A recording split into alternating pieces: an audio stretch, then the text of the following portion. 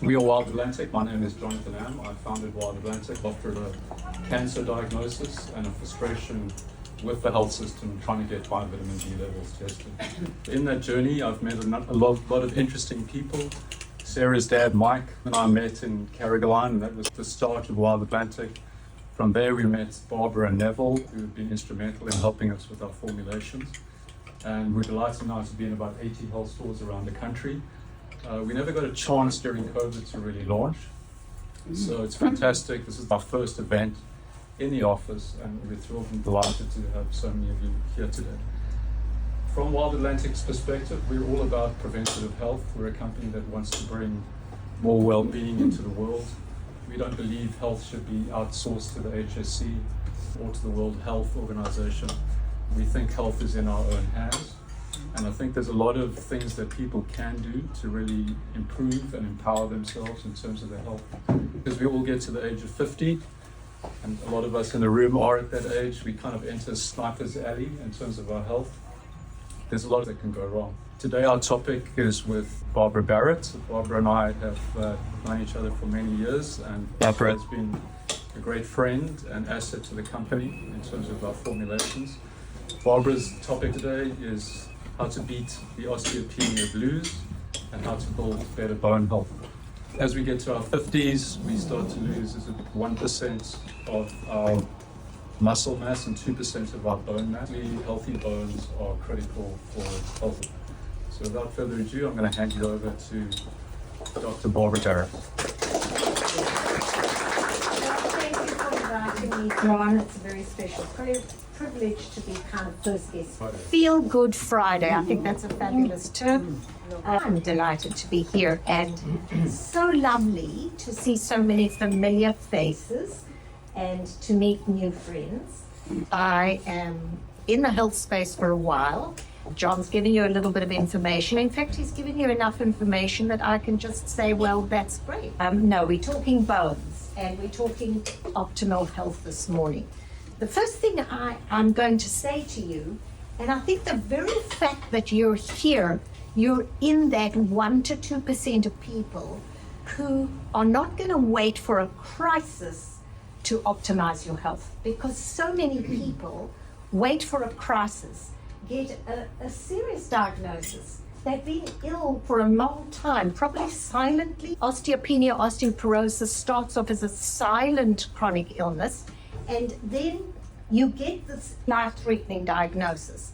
Because we found that when people have a broken hip, there is a statistic that it can cause mortality within a couple of years, because that leads to other things, and that's an indication of other health issues. So we looking at bones, and if you came to me and say, Barbara, where do I start with my bone health? I've got a problem with bones. I'm concerned about them. Please give me a list of things to do. On top of the list is information. Do you agree? Yes. When in information, my people perish through a lack of knowledge, right? We perish if we don't have knowledge on what it is we need to preserve. Healthcare is really self-care these days. We can't always rely on the medical system. It's fantastic for your acute emergency, but what we want to do is preventative health. So from a perspective of information, let's understand what bones are first, how they're made up, and I apologize if there's a little bit of scientific information with it. Some of you who have notebooks, and throughout this talk we're going to have a few little salient points. I want to explain bones to you so that you understand why they're so important and how they're made up molecularly and structurally. Your bones have various functions. We know they're for structure, okay? We know they're for movement. We don't often think about the fact that they are for protection. Your ribs protect some of your most vital organs, the heart and the lungs. Your skull protects your brain, the second most vital organ, or maybe the first. Your spine is protecting those nerves going through your body, which have to give your body information. They are afferent nerves and efferent nerves. That means they give information, they receive information. A really important part of your bones, and some people would never believe and understand that this can be so, but all your blood starts in your bones. Your white blood cells and your red blood cells are born in your bones. Your stem cells are born in your bones. The bones are vital from that perspective, because you're not going to survive if your blood is unhealthy. We need to protect the bones and feed the bones really well. Another situation which we maybe haven't thought of is bones are reservoirs. A bone is the storage area of all your minerals. It's amazing. If you're short of a mineral in your diet because your nutrition has been depleted, that's where the body pulls your minerals from. We're going to talk a lot about calcium. Calcium is one of the minerals that if your body needs it needs it for other things besides bones. It needs it for muscle function. It needs it for nerve function. It needs it just to communicate in the body. And if you're not taking in enough or absorbing enough calcium, you are getting it drawn from your bones. And that's often where your osteopenia can start. So let's look at what is osteopenia and osteoporosis. If you're going to get a DEXA scan, it's a type of X-ray which is going to tell you where you are with what they call bone mineral density. Okay, so it's what the doctors would say is gold standard. It's an information tool. It has some areas where it's not perfect, but what it's telling you is in relation to a 28 to 30-year-old, where do you stand? So you see how much bone have you lost. In your DEXA scan, that would be your T-score. There's another score called the Z-score, or in America, the Z-score. That tells you where you stand in relation to your gender and your age. Because men and women have a slightly different metabolism when it comes to bones. Women have been blessed for most of their life with estrogen, and then when we lose that, we start losing bone mass because it's one of the precursors. So when you get your DEXA score, you're going to look at probably talking to your T-score. What happens in your age is as you're a child and a teenager, you grow bone and get to peak bone mass between 25 and 30 years of age. That's a good reproduction age. Some of us had our babies earlier than that. It's a blessing. And some of you will have your babies much later than that.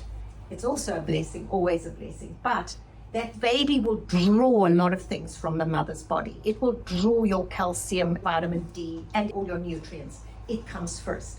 From about 30 years of age, our bones start decreasing in bone mass, just a natural progression of age. It can be between 1% and 2% a year. When you get to a great age, you have potentially lost a lot of bone mineral density. Osteopenia, when we measure the DEXA score, at 30, you're looking at a 0, right? This is when you're in line, your optimum bone mineral density. Your osteopenia is going to be ranging from when you're going to -1 to -2.5. Your osteopenia. So you're doing okay. You're probably actually normal because you're depleting a little bit for your age, but it's an aware signal. Let's take care of these bones. From -2.5 to lower, some people get -3 something, and I think even worse, you're getting osteoporosis. The medical industry is going to say to you, your doctor's going to say to you, I want you to take 3 things. I want you to take vitamin D, calcium, and do some exercise. While that is correct, it's completely inadequate. You're getting 3, and we even have to analyze which 3 those are, of the nutrients, and you need at least 15, 16, maybe when it comes to minerals, 70 more minerals. Your bone is not just made up of calcium. We believe prevention is better than cure, and what we're here to learn is how can I prevent potentially death-threatening broken bones? If you break your spine, if you break your hip, it's deterioration often from there because you're not going to continue with the exercise so much. you're going to get a little bit mentally depressed, you're going to do less, and you're going to have a worrisome situation. And all of that contributes greatly to ill health. You want to feel great, you want to be motivated, you want to be saying, I'm feeling fantastic when you wake up in the morning. So we want prevention before we start getting a cure. Cure is possible, yes it is, even though people are saying, oh, you can't progress from osteopenia, osteoporosis. I have seen people get a better score through taking the right supplements, doing the right exercise, eating the right food, and some mind-body information and control. Prevention is easier because you're not going to be trying to mend and repair broken bones. We really do want to say, start now. We say, don't wait for a crisis. So we're going to start now, and because you're here, I'm speaking to the converted, which is amazing. When we look at the actual nutrients you need, John has come into this business world where we're saying, what are the most important nutrients that my body might need? And won't I just get it from a balanced diet? So we've had this over the years, take a balanced diet. We all know that at this moment in time, with soil being depleted, food being processed, lack of good quality homegrown food, diet is not enough, I'm sorry to say. We need supplements. I need supplements at my age, and many people do. Your bone needs a lot of minerals. It needs your calcium, and I've written some of them down so I don't forget. Your calcium, your magnesium, your potassium, your phosphorus. It needs vanadium a tiny bit. These are trace minerals. It needs zinc quite a lot. It needs selenium, silica, boron, really important, or boron, however you pronounce it, and funnily enough, copper and nickel. And we won't go into the science of that, but when you're taking only calcium and being given something that the doctor prescribes called Calci-Chew, I am concerned about that product for several reasons. It's the least absorbable form of calcium. It's calcium carbonate, which comes from rocks. You don't easily digest rocks. It also contains so many additives. 3 of the additives are E numbers. Now, I don't know if you've heard of E numbers. These are things you want to avoid. I remember going to a nutrition course and deciding to pull out because the first night these 2 lady doctors were talking about, I'm going to teach you to read labels on a package. And I'm going to say, I want a nutrition course where I don't eat from a package, that I don't have to read the labels, eat real food, okay? So the calcium needs to be in an absorbable form. D3, yes, you need it. We need more than the medical industry is suggesting because they have a concern about toxicity. The concern is a bit fear-based. If you read up, you will see there is very little chance you're ever going to overdose with vitamin D3. There is a chance if you're taking something for 10 years, that's 10 times the amount. Or maybe for 3 years, that's 10 times the amount. Yes, there's a chance you will overdose.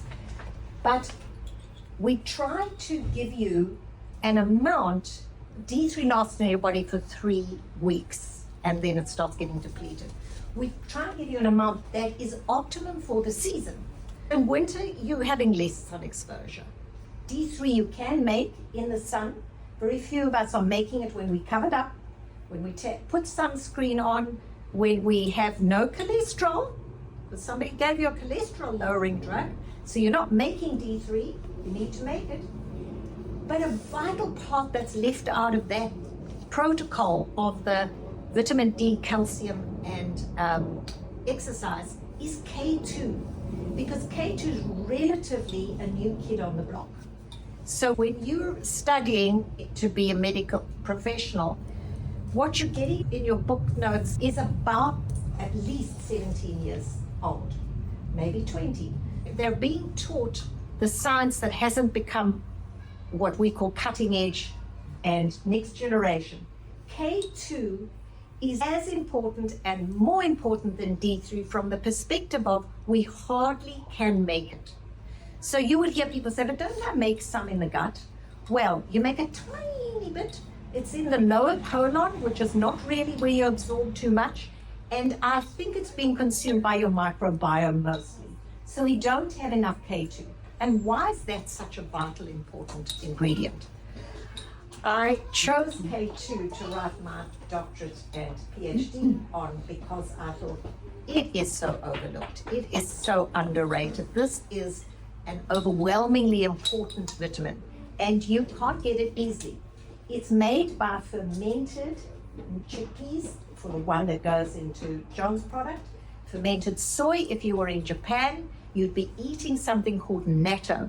And natto is, funnily enough, one side of Japan eats it traditionally and another side doesn't. And it's so obvious that the ones who eat it for breakfast every morning have far fewer hip fractures, far fewer heart attacks, a much higher longevity age.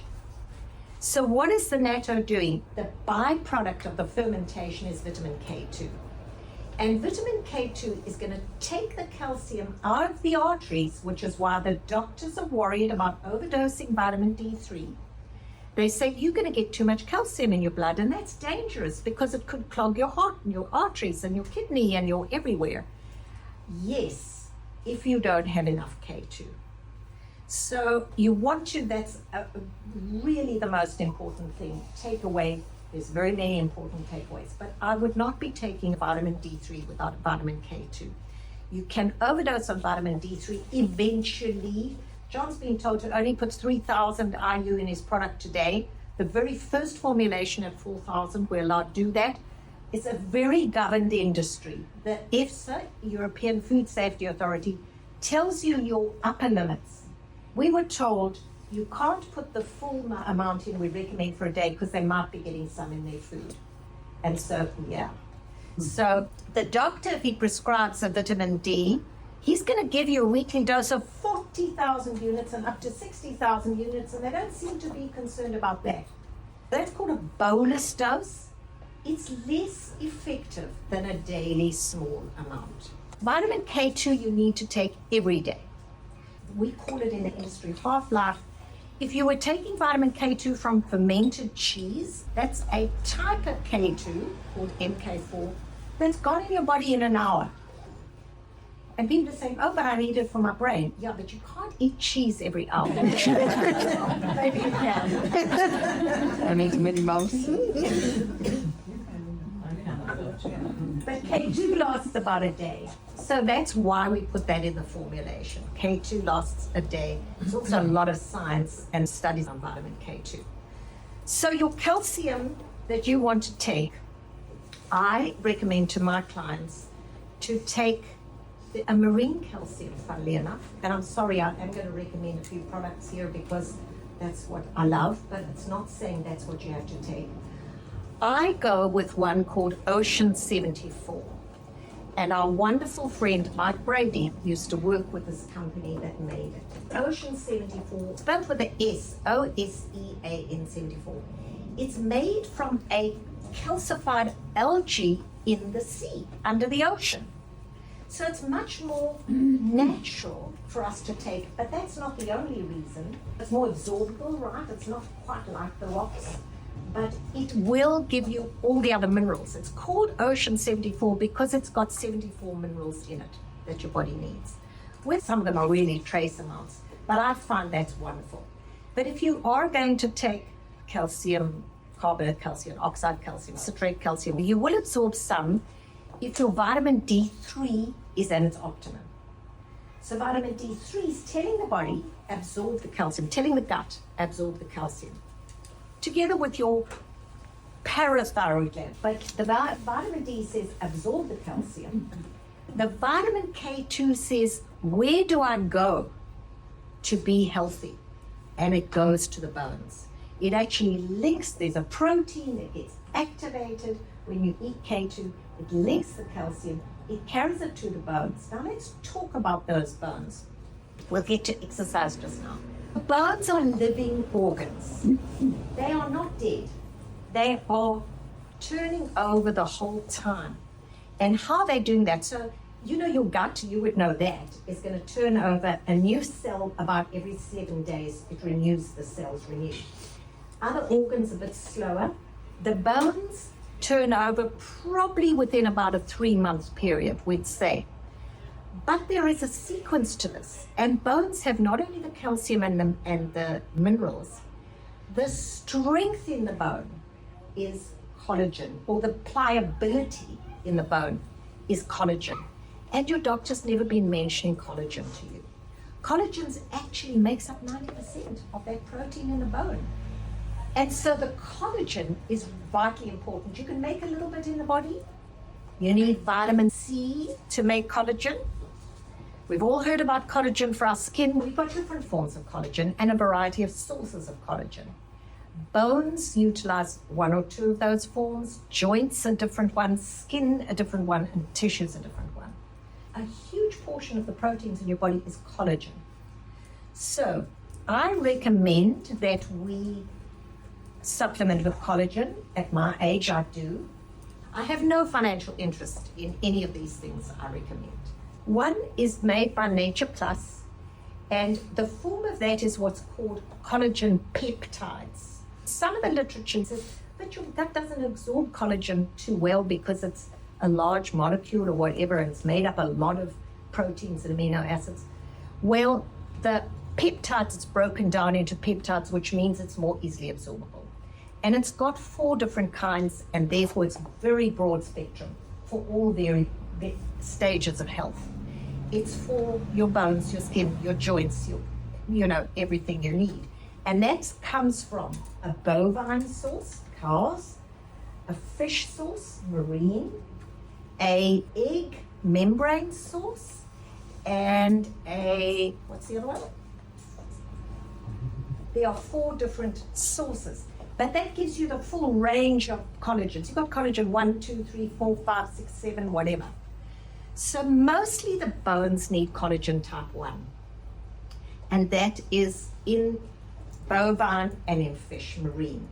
I also recommend so-meager collagen because they've got what's called hydrolyzed collagen peptides, easily absorbable. So they've hydrolyzed it to make it absorbable. You don't want to spend a lot of money on a nutrient supplement and it goes straight through you. They also have in there vitamin C and hyaluronic acid. Now, hyaluronic acid, we've all heard of for the skin, and people apply it topically as well. You can take it internally. A large portion of your collagen is hyaluronic acid. So what I do is I put a scoop or half a scoop of each in my water. The Nature's Plus has no taste. The Somica has a lovely flavor. And I drink that with plain water at night. And we have been reading the science about the benefits of that. It's joint health, heart health, bone health, etc. So I would say add to your protocol your collagens. And you want to go for collagen peptides or hydrolyzed collagen. We've got long bones, and we've got small bones, and we've got the ends of bones, and they're made up slightly differently. In the long bones, you get this long collagen fibril, and the calcium and the magnesium and the potassium forms in a spiral form around that for strength. Then there's another layer, and the spiral goes the other way.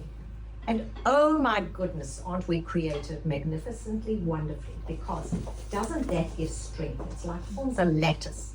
You've got the strength going that way, and then that way, and then that way, and you're getting this wonderful strength in your bones. And then there is like a bone around the edges, which is more compact bone. So when we turn over bone, because bone's turning over all the time, it's alive and it's dynamic. Dead bone has to be sloughed off and excreted, and new bone has to be formed. We've got 2 cells that do that. The bone building cells just happen to be called osteoblasts. The word osteo is bone, blast, building. And the breaking down is an osteoclast. So you don't have to remember that, but you've got one function of breaking down the old dead bone that's no longer serving its function. It's not doing anything good for you, really.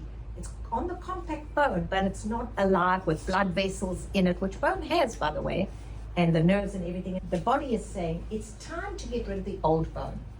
So your osteoclasts come along, they absorb the old bone, and they're taking away that mineral. And then the osteoblasts come in and form new bone. The osteoclast comes in and it goes, eat, eat, eat. It's a type of white blood cell, monocyte, eating the calcium. And the osteoblast comes in, it goes into the bone, and it becomes bone. And that is what your vitamin K2 is helping you do, your vitamin D is helping you do, and your vitamin A is helping you do, and all those minerals. So I'm getting to the point where I want to say a little bit about the drugs and where the drugs play a definite role. If you're down in a minus 3 point something, you're going to need maybe in the short term things called biphosphonates, okay? But they are wrought with side effects, and you can only take them short term. So it might help you in the short term to build bone density on the DEXA scan. But what they're doing, sad to tell you, they're poisoning the osteoclasts. They're telling the osteoclasts, we don't want you to take away old bone. And what that does for you, it's a false reading, because your DEXA scan looks like you got the minerals, but it's not strong, healthy bone. You're getting a situation where you might be in trouble down the road because the osteoclasts haven't taken away the old bone. Your osteoblasts can't make new bone.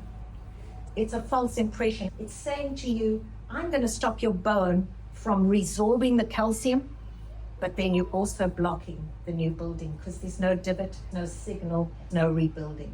So I'm going to suggest to you, you always question, if you're on those bisphosphonates, question your doctor. How long have I been on this? When should I stop? Because there is a time period. They used to say 2, 3, I say 5. He probably will take you to another phase of another medication. So you get other medications, and one is called anabolic. If you take anabolic steroids, it's building. We have to be concerned with anabolic things if you have had any cancer at all. You don't want the wrong things to grow. Anabolic is building, catabolic is breaking down. So always converse with your doctor. I do have a client who was on a much longer time on these biphosphonates than she needed to be. She felt great. She thought her DEXA scan had improved. I would never, and am not allowed to in my profession, say, don't take that. But I could say, because today, healthcare is self-care. If she hadn't been to the doctor and hadn't visited them, thought I'm okay, whatever. Or if the doctor changed, you went to a different one in the practice, whatever. They might not read the file. We have to be concerned that these drugs have their side effects. Very sadly, the quickest, fastest side effect is necrosis of the jaw when it comes to biphosphonates. Because the jaw has higher turnovers than the bones, a quicker turnover. Now your bones in the jaw, which are supposed to turn over quickly, are not making new bone. Be aware, they have their place. But if you're only on osteopenia, or you're only minus 2.6, I would say let's go the natural route. Let's try build bone, naturally build healthy bone. That's what you want. So my suggestion would be, we're going to put you on D3, K2, and A. We're going to put you on collagens. We're going to get you to also supplement with magnesium, because magnesium is so vital for bones, for absorbing, for converting the D3 into the active D3. It's important for sleep, for rest, for everything. Magnesium has many different functions. So I'm going to suggest you take magnesium. I'm going to suggest you start with an Ocean 74 calcium, or cycle your calciums. Take this brand today and that brand tomorrow. I'm going to suggest you look at the label, and the purest vitamin you can get has the least additives. Some have to have them. I'm going to suggest the vitamin C is going to help you form that collagen. Vitamin C, we can't make it. Did we evolve to not make it anymore? A cow can make vitamin C, but we can't make vitamin C. Vitamin C is important for your immunity, but it's also for building your collagen and converting your collagen.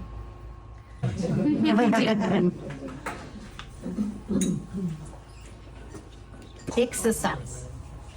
The bones do well with what they call impact exercise. However, you've got to be careful with impact if you have advanced osteoporosis.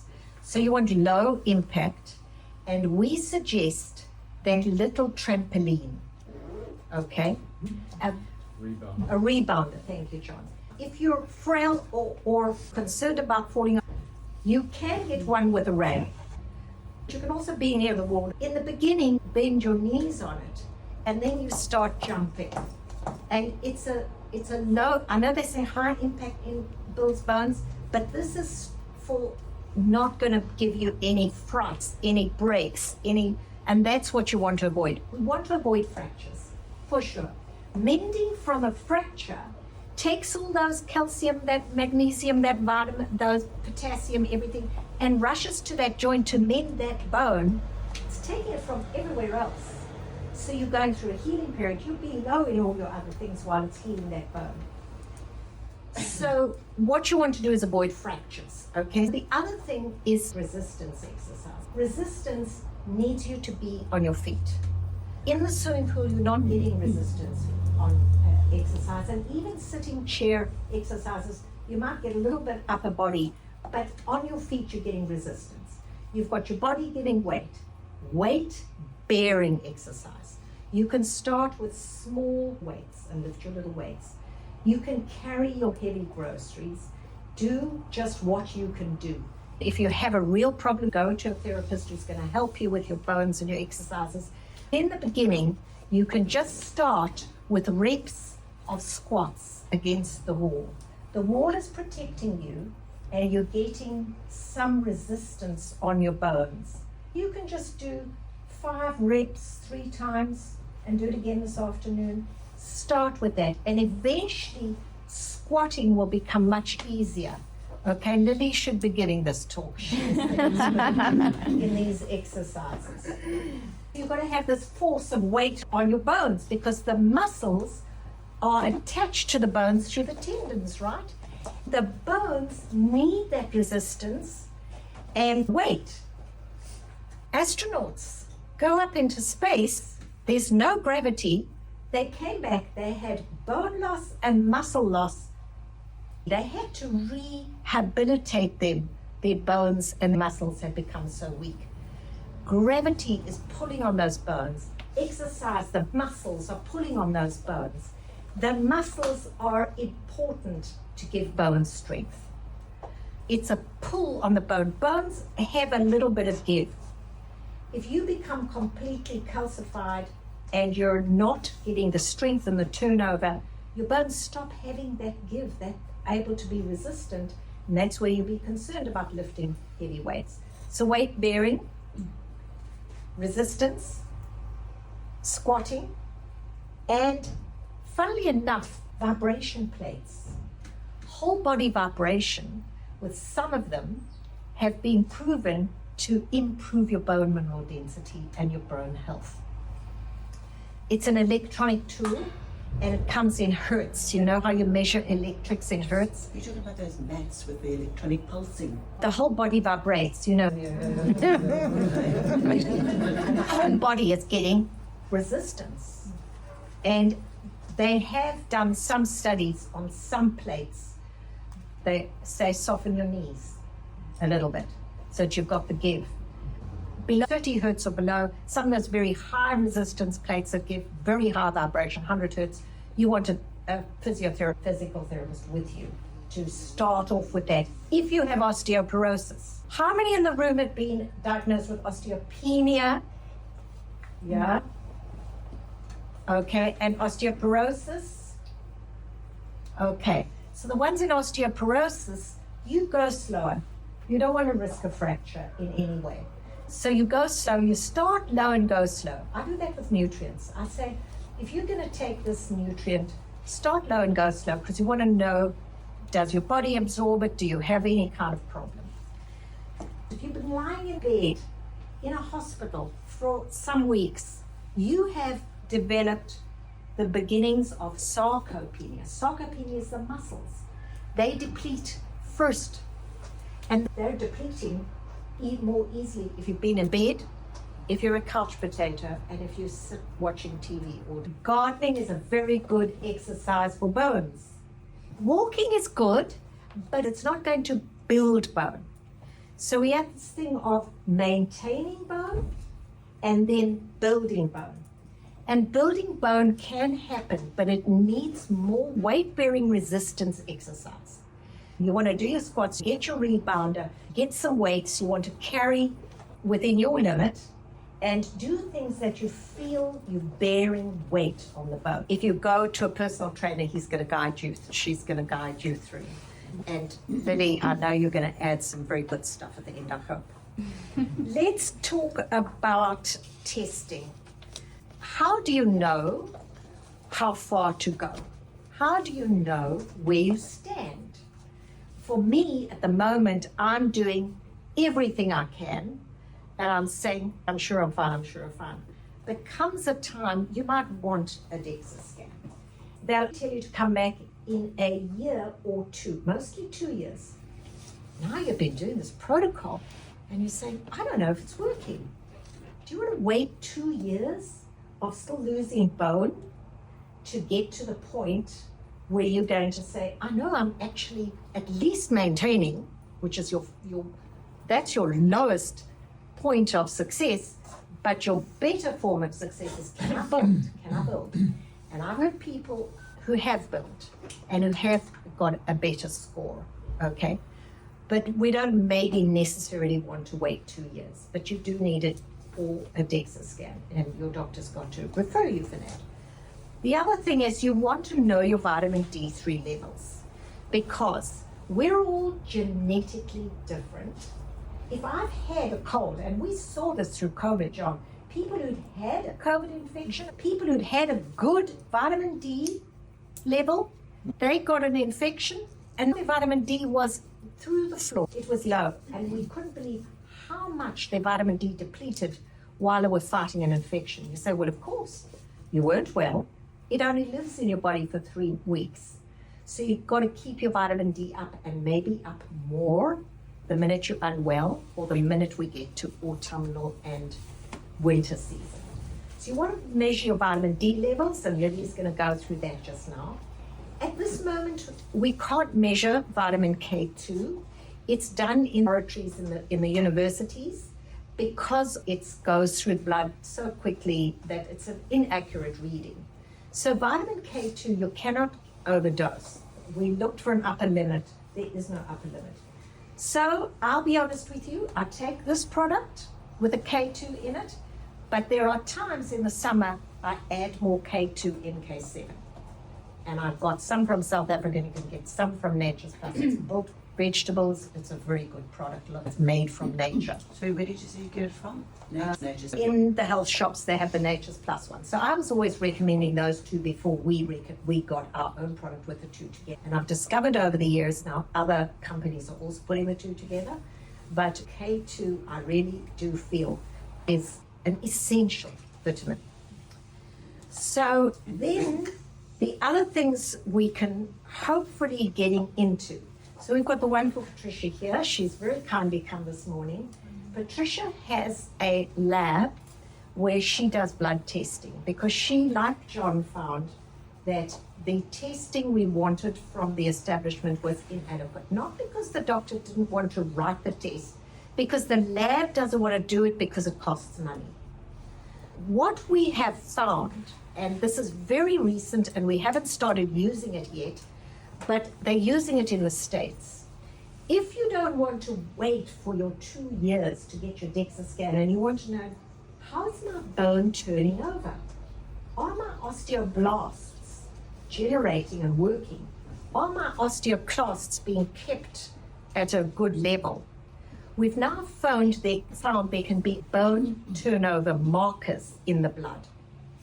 Because bone turns over about every 3 months. We're going to suggest if you put the two tests together, it can be a cost of $300 if you do the two tests. It might be in your interests, because I would suggest before you start your protocol, get these two markers. You don't have to remember them. It's just the breakdown of bone marker, and it's a P1NP. You don't have to remember that. We'll remember that for you. That is something in the blood that tells you how your bone is building, how the osteoblasts are working. And you get this level at the very beginning, and then in 3 months you can say, does it look like I'm building bone? Are my osteoblasts at a good level? Or are my osteoclasts too fast and breaking down? So this is an avenue we are hopefully going to offer to people. That's another test you can do. Now, some of us don't have the budget to do that, and you might be doing something that your doctor suggests you do, and you always go to your doctor for advice. But sometimes the doctors are not functional medicine doctors. They're not working on prevention, and they're not working on what's the source of your problem. They're giving you something that you walk out the door and you say, oh, I can take this pill and I'll feel better, and you do. But it might not be getting to the core and the source of the problem. So we practice what's called functional medicine, preventative medicine, and when you need the drug, you need the drug, and you go to your doctor and you say, I want to know all the side effects, be informed, and I want to know when I need to come back to you for a review, how soon can I do a review? In your normal big blood panel, you're going to get other markers which are useful. But that's a lot of information, and we won't go down that track. Testing genetics can be important. We're genetically all different. One of my osteoporosis clients, informed and in the business, had her genetics tested. She had sent me all her blood results. She'd sent me her DEXA scans. The morning before the consultation, she said, oh, by the way, this might interest you. And she sent me her genetics test. And I can feel cold chills down the whole body. I said, that's your whole story. She had a problem with her gene that accepted vitamin D into the cell. She had a problem with her gene that accepted vitamin K into the cell. I said, no wonder you are prematurely osteopenic when you have been eating a good diet, you know everything you should do, the genetics for everything. There are many companies that do genetic testing. The one she did, and that's new on the block and quite good, is a thing called Life Code GX.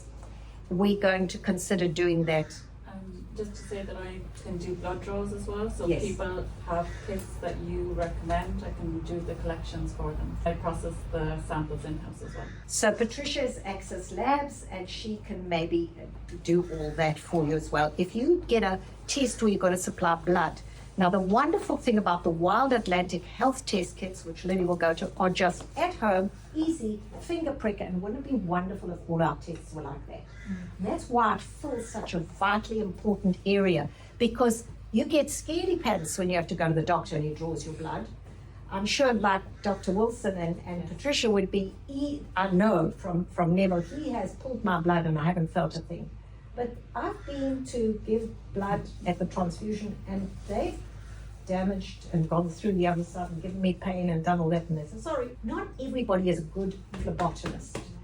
So doing a finger prick at home is the easiest thing. Some people love the privacy of the at-home tests as well. Absolutely, totally private, without stress. You get a lot of information coming on the computer. You don't have to go back to the doctor and say, what do I need, what I need to know. So your at-home finger prick tests are probably now the easiest, finest way to go if you're not getting it from your doctor. And if you need a blood draw, Access Labs in Middleton are going to help you. If you need anything else, you can also come through both of us. So the genetics are important. So what I have to tell this lady is, you need more vitamin D3 and you need more vitamin K2 than everybody else. Because a little bit about how it works molecularly. And I said, this is just like our cells. Our cells have a gate for things. Vitamin D, to get into the cell, has this receptor. But vitamin D's got to be there to activate the receptor. So now your vitamin D comes to the cell, it opens the gate and it lets vitamin D in, and it doesn't let anything else in that gate. And the same with vitamin K. It's got a receptor. The D goes into the cell, but to activate the genes, it's also got to get into the nucleus of the cell. So your cell's got a lot of things going on, but where the genes are switched on, switched off, you've heard of this epigenetics, it's got to get into the nucleus of the cell, and it has to have vitamin A to do that. So vitamin A is vital for so many things getting into the cell, not just your vitamin D3. She had a receptor genetic problem. So she's probably got fewer receptors. Now we've got to activate them. To activate them, she needs to take more vitamin D3, because the vitamin D3 is going to come along, be there and say, please activate these receptors. Switch them on, switch them off, up-regulate them is the term we use. And that's a lot of information, but that's it for what I've prepared to chat with you. I think we can go to questions. So if anyone's got questions for Barbara.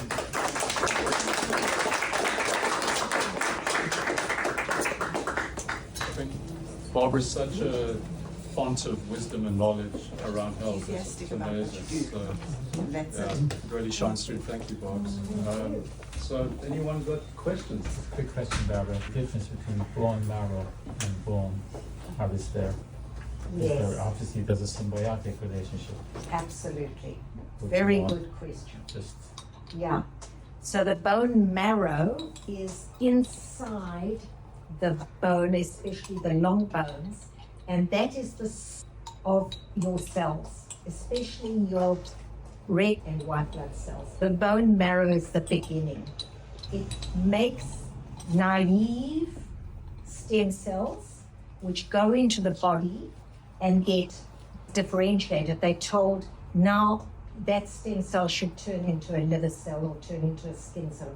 It's all made in the bone marrow, absolutely. So for everything, we need nutrient-dense foods to feed that. Bone marrow is fat. It is a lipid. How important fats are? Thank you for the question. The surrounding membrane around a cell is just fats. The bone marrow is fats. The brain is fats. And therefore, good fats are vital in the diet. And that's where we come to our fish and our fish oils. Those are omega-3 fats and vitally important. But we need a lot of other lipids as well. Good lipids are your coconut oil, MCT, medium chain triglycerides, your olive oil, which is an omega-9, your avocado oil, super dense super nutrients. We avoid what the industry tried to take you to eat for a long time. They call them vegetable oils. They're not made from vegetables. They're seed oils, and they're highly processed. They heat them up, they bleach them, they chill them down, they add things to it so that the bottle on the shelf in the grocery store can last 2 years. It's plastic. It's not going to help your cells. It's been so damaged that it causes inflammation in the body. You want this ratio of omega-3s, fish oils, and omega-6s. You want to stop using vegetable oils, or certainly anything that's not extra virgin, cold pressed organic. You can take any oil if it's extra virgin, cold pressed and organic, because there is a place for it in the body. Our body does need some omega-6, but you don't want the damaged ones. So we do need our good fats, but there are a lot of nutrients you need from animal sources. And I know we have vegans and raw vegans. It's absorbable. It's absorbed less. It will be converted, but at a much lower rate. So you could be depleted. So when it comes to calcium, yes, your milk, your cheese, your yogurt, Calcium in green leafy vegetables is slightly less absorbed because it's got oxalates in it. Cruciferous vegetables carry some oxalates. Now the body deals with them, but if you're taking a bucket of spinach in your smoothie every morning, you probably take in a bit too much oxalic acid. It's binding the calcium that you're eating and taking it out. So there is a balance when it comes to that, and you need your good fats. I eat meat and I eat eggs, which is the highest nutrient food. We need bone marrow. We also need your B complex vitamins for all of this. I think we're not getting enough from the food. If you're not eating red meat, you probably have to supplement your B12, B6, folate, folic acid. Those are all important. Any other questions? So the Ocean 74, I think that's fabulous because it probably has iodine in it, the fact that it's from a marine source, which is important for thyroid health as well, Yes. which is related to bone health as well. Correct. What are your thoughts on NTX, the N-telepeptide? Because that's another bone turnover marker, isn't it? Yes. And the osteocalcin Yes. as well. If you can test those, that's wonderful. I think NTX is a urine sample. Yeah, I can do those too. So those are good, and I don't know if it's cheaper than the CTX. I think the CTX, which is what we spoke about as a breakdown marker, is a little bit more reliable. You have to do it first thing in the morning on fasting. If you are taking your collagen, which I'm recommending, and if you have biotin in your supplement, we suggest a washout period of 3 to 5 days. Don't take that supplement before you have your test. Have it every morning. NTX is good. And the other telepeptide, yes, because the P1NP is a telepeptide. This is relatively new science now, cutting edge. Yeah, it's coming from the States. They're always so. Yeah. And I think what John is doing here is amazing. And I'm going to be stocking up before I go for it. When you know that they're pure Absolutely. and you're never going to harm It's so anyone. hard to find good quality products on the market. Totally. And you're right about the iodine. The thyroid governs everything. Calcium metabolism as well. Everything is reliant on the thyroid. And Dr. Wilson has found himself overwhelmed with thyroid patients. He never intended to do that, but he was helping people because the thyroid is misunderstood. It's dynamic. It goes up and down like you can't believe. Your normal doctor and even your endocrinologists are not recommending the full panel of tests that you really need. So very bad. poor. It's so hard to interpret that nobody wants to trust Very it. The interpretation, they are not going down that route because it takes time. So the time is what a functional medicine doctor, a nutritional therapist, somebody like myself and Lily and Patricia, anybody else in the room, a nutritionist, give you much more explanation and give you that first thing we said at the beginning of the talk, the information you need. Because you're armed then. You're not confused. You know what to do. And so iodine, vital. I even, my longevity, I have a passion for longevity, and bones just come up as a small facet of longevity. In longevity, we've discovered nutrients that switch on longevity genes. Everything you need is gene activated, right? And one of the well-researched by this fabulous gerontologist, Vera Gorbanova, who I went to listen to in Dublin at the longevity conference last year. She's kind of the top cutting edge longevity. And I was so delighted because she wasn't there to try and make a drug. She was suggesting an ingredient that comes in seaweed. The seaweed you get it from is bladderwrack, which we get on the west coast of Ireland. It's got iodine and this product in seaweed called fucoid, and you don't have to remember it, but that's been found something to switch on longevity genes. And the higher amount you take of that, they test these things. Very hard to do a longevity study. John's thing about the vitamin D, you can change that in 3 weeks. Very hard to and bones we can do in 3 months or 2 years. But we can't study people for 100 years because the person doing the study has died. Question. Yeah, Barbara, I think the Irish Osteoporosis Society says there's 500,000 people in Ireland with osteopenia and osteoporosis. There's 50,000 fractures of bones in Ireland every year. Why do you think the number is so high? That's question one. And question two is, in terms of prevention, obviously the DEXA scan is something that people should do. Are there any early warning signs that someone should take the DEXA scan, or is it just... Very good question. So, in the first question about why do we think it's so high, well, vitamin D is a very important component of that, because all the tests we find, very few people have adequate vitamin D serum levels. Don't know if you remember through COVID, they put out a statistic in Donegal. They had the lowest vitamin D levels and they had the highest impact with their COVID, because their immune system was struggling without having... Vitamin D is an immune gene, but it's very important for absorbing that calcium. Maybe there are quite a few people who are lactose intolerant, so they're not drinking milk much. If you're not drinking a lot of milk or eating cheese or eating yogurt, you have to supplement with calcium. And are you getting an absorbable calcium? Thirdly, nobody has gone down the vitamin K2 route. So even if they're taking the calcium, even if they're getting the exercise, even if they're taking the vitamin D, is it getting to the bones? Is it activating that osteocalcin that Trish mentioned? That's your third little piece of the puzzle.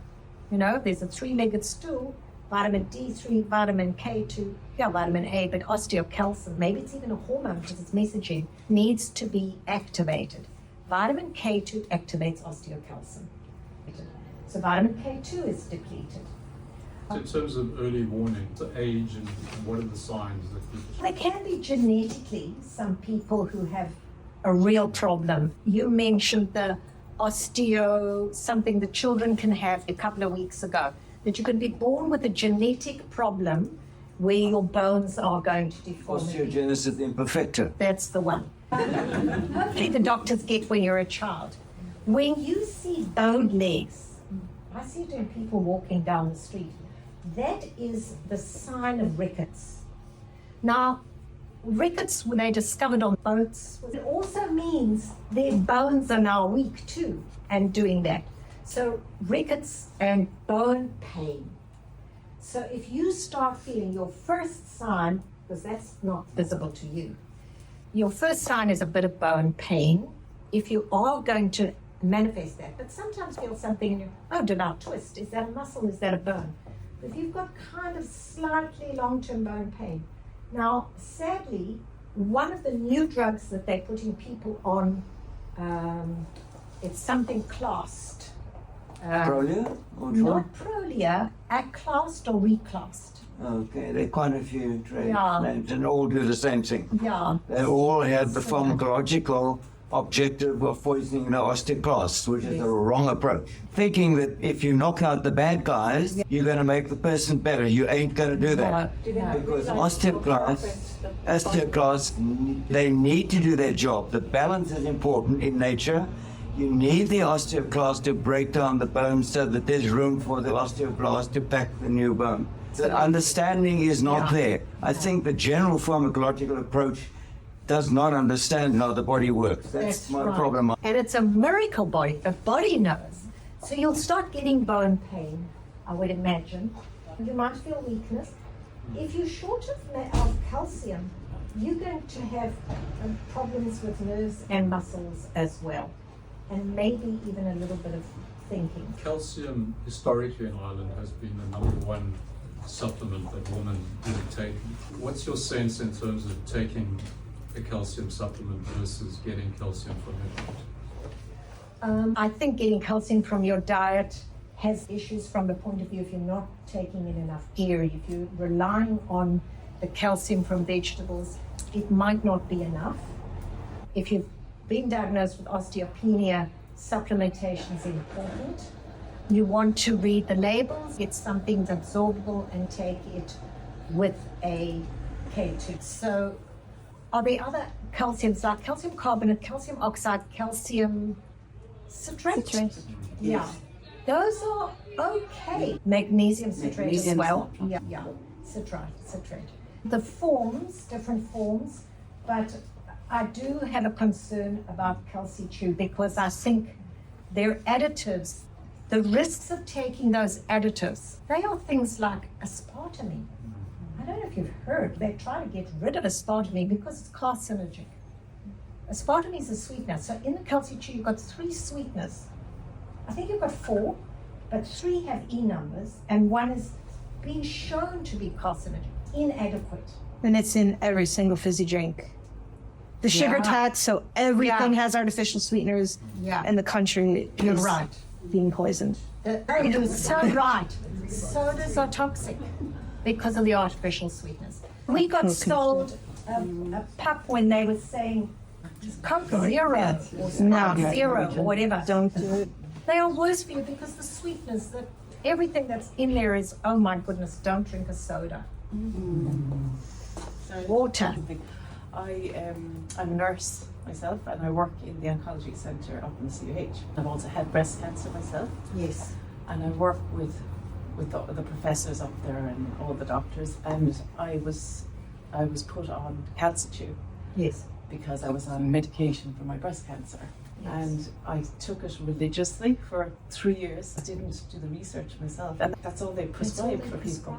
It's nearly a horror story. Yeah, it's desperate because I had my DEXA scans and they were showing osteopenia. I was recommending to all the patients, you take your calci-2, and then I get a diagnosis of osteoporosis after 2 years. Even after taking the Yeah. 2 years Yeah. of calcium. Yeah, so I'm So like, it wasn't absorbing. Nope. You didn't have K2. Wasn't the right form of calcium. I recommend if they're not going to take the Ocean 74, take your magnesium, take your zinc, take your silica, and some people even add manganese, a little bit of that. So I'm saying these, if you're not getting enough silica, there is a very lovely little silica tissue salts, which is great. So that wasn't the full picture. You had one piece of the puzzle and you could never complete the puzzle. and just one other question as well. I was looking up salts, Celtic salt and Yes. gold salts I've Good ordered. question. Is there without acknowledging your name. Thanks, Deborah. And Yeah. I was just wondering, would they have any benefit in the whole picture, like Yes. for trace? Very definitely. Salts are minerals. The table salt is sodium chloride. It is not good for you because it's being processed and it's just that chloride of salt.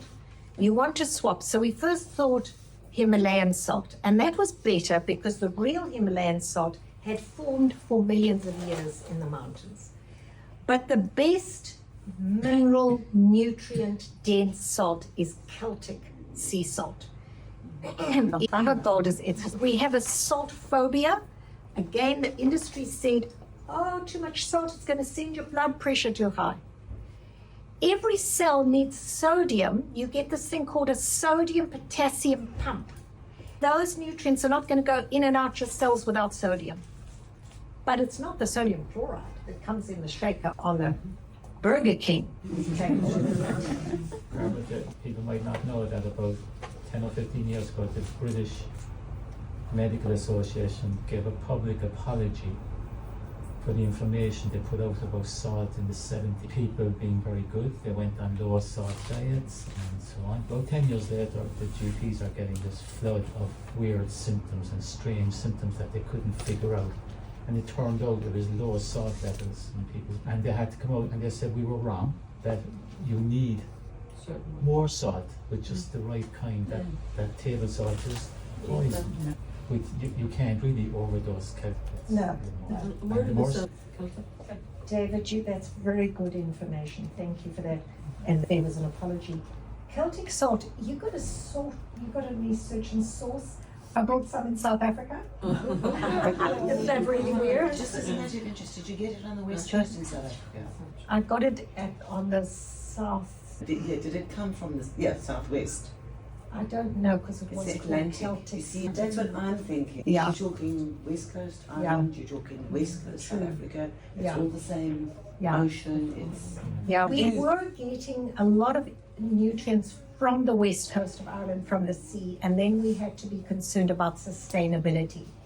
So some things are now coming from Iceland that you source from under the sea. Remind me about that high gold. I've read about it, but is it a Celtic salt? Or is No, it it's not a Celtic. Well, they're different. They say Baja Gold is a little bit better again. I don't know, Deirdre. I ordered it online anyway, Yeah. but it's very expensive. So that's normally where we go to. If we can't find it over the counter here, we have to source stuff outside of our waters.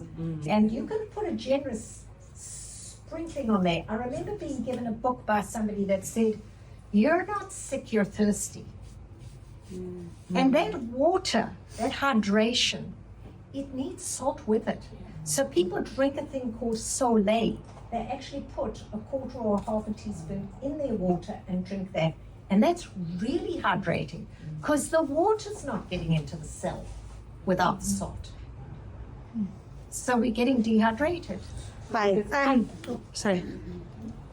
You go ahead. I remember hearing this years ago when I was in the States, 20 years ago, that every dollar that you spend in prevention would save you $6 in the cure. So when I invest in vitamins, when I invest in supplements, exercise, that number is always in my head.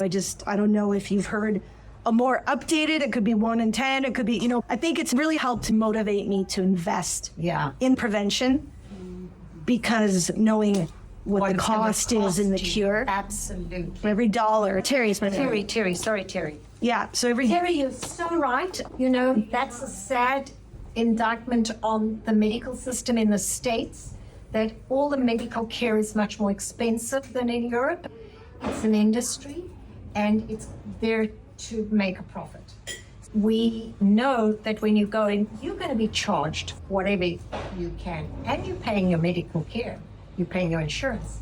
So I haven't heard that, but do you remember an ancient saying, a penny of cure's worth a penny of prevention's worth a pound of cure?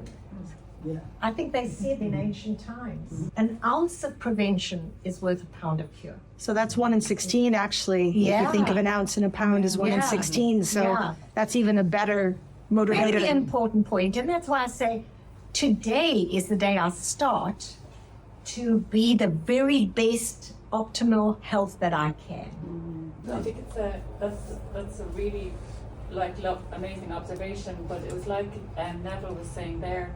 There's a vested interest in promoting pharmacology, and there's a lot of misinformation out there. And it's not just about spending money. You don't have to spend money to ask questions. So always ask questions and always challenge what we are told to believe. Just keep asking questions, and it costs you nothing to ask questions. So you don't have to spend a lot of money. Just keep asking questions. Yeah, absolutely. Very good point. And we're so accustomed to bowing to the person who we believe to be informed authority, and maybe their information Because is lacking. kids will say, why? Why? Yes. Why? And we don't ask why. Yeah, we're And we trying need to be ask polite, especially in Ireland. We're very polite. And, I learned that. I'm sorry, the South Africans are a little bit more bold or but it's a polite thing. And we can do that and should do that, and it's in your interests to do that. Ask why all the time. Read every label. And to just be saying thank you and not asking what he's giving you, and then taking it for forever, and you say every drug has a side effect. Every drug has a side effect. So, and question, ask why. You You're will right. know if the answer adds up and makes sense to you or not. Yeah, and you're putting it together. So you know, exercise and lifestyle. We say diet, exercise, lifestyle. Do you know that if you're taking more than 2 alcoholic drinks a day, that's helping your bones break down? Alcohol is fine in small portions. More than 2 portions of alcohol a day is bad for your bones. We know, I mean, I remember coming to this country and trying to make an application for a mortgage. And the lady said, "How much do you drink a day?" And I said, I was honest. At that time, it was nothing, because I used to get terrible headaches, thinking it was always the alcohol, which it was, I suppose, in a small portion. But I didn't realize I was celiac. And I had terrible headaches. So you add the alcohol, the citrus, the chocolate, the gluten, you're getting headaches all the time, because headaches is a sign of toxicity. So when you're getting your hangover, the body's saying, "You've toxified my liver." And so lifestyle is important. The worst thing you can do for bones is smoking. It's the worst. Dr. Wilson. Sorry to interrupt you. Thanks, Barbara. You've made a lot of important points. Maybe I could highlight 1 or 2 things that I think are important. Absolutely.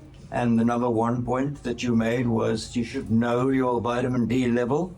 And I want to really emphasize the importance. I check all patients who come to me. I check their vitamin D, and I am appalled at how low levels are, which many doctors have said that's okay. Your bloods are okay. Be careful, don't take the okay from your GP. Most general doctors know very little about nutrition. And I'm talking even about some specialists like endocrinologists who really have no knowledge of nutrition. Know your reference ranges. Each lab has their own reference range. I like to be looking at a vitamin D level in somebody over 80 nanomoles per liter. So nm per liter. There are other ways of measuring vitamin D with nanograms per mil, but we prefer the nanomoles per liter, 80 upwards over 100. I think your level was about 130. I think mine is close to 140. Most GPs will be appalled and say that's too high. It's not too high. They have no understanding of the importance of vitamin D. Sorry to go on. Second point, vitamin D and K2 are fat soluble. A lot of patients are not told to take it with a fatty meal because your vitamin D and K2 will not be absorbed unless you have a fatty meal. I tell my patients to put it there next to their plate. And when you're eating or just after a meal, you take your vitamin D and your vitamin K2, then you ensure the absorption. Thank you. Sorry, I'm going to stop. Can I make one more point? I'm sorry. Valuable. I'm not in my clinic today. We've talked about the importance of vitamin K2, and I have to support what you've said and emphasize how important it is. One other point is, most of us here are a few non-ladies. There are 2 or 3 of us gentlemen. K2 is important for males as well as it is for females. Why? From a cardiovascular point of view, because we all worry about cholesterol. We've all been told the big lie about cholesterol. For 30 years, you've been lied to by the medical profession, and you've been told that cholesterol blocks arteries and will cause heart attacks. That is a myth, and most GPs still believe that myth. It's calcium that blocks the artery, not cholesterol. And you and I and any other male behind me, I don't know, we have to be careful that we are taking enough K2 to move the calcium out of our arteries and into our bones where we want it. So K2 is as important for males as it is for ladies. And ladies want K2 to protect the bones because you are more at risk of osteopenia and osteoporosis than I am. Males do also get osteopenia and osteoporosis. Yeah. I have about 3 gentlemen in my practice who have osteoporosis. Yeah. No one has ever told them about vitamin K. Good point. Sorry, I think Thank that I just want to make the I point. Fat appreciate that soluble for the fat and know soluble. your number. Yeah. Just on the fat soluble issue, our stupid question. Are oils actually fats? Yes, So if you have Yes. olive oil with your yes, food, that's a fact. that's a fat. Absolutely. Yeah. And the reason we say that is the fat gets down into the gut, and there's a signal for bile to break down the fat. And then that same signal breaks down and absorbs the D3 and K2. Thank you, and very important, thank you. Thank everyone for joining us, and thank you to Barbara